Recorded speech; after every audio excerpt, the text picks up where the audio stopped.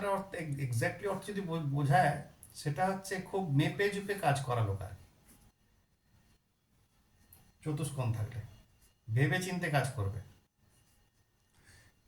আর ইয়ে থাকলে যে ধর্ম ব্যবসা, তিল। তিল,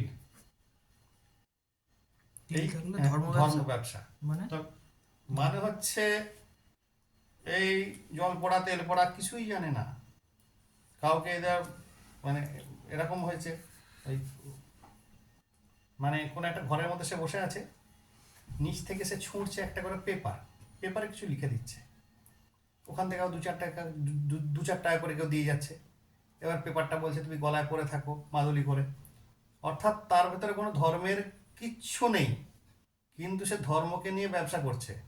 স্পেশালি কনিষ্ঠ আঙুল কিন্তু যদি তিল থাকে, এটা কিন্তু খুব কমন লক্ষণ, সে ধর্মকে নিয়ে কিন্তু ব্যবসা আরম্ভ করবে যেখানেই থাক। দেখুন ওরসব নেই, আমি দেখে লিখি। ধর্ম